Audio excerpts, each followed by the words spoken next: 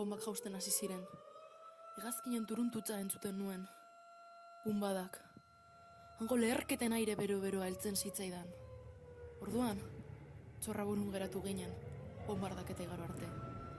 Ortisek ikusi genuen dana.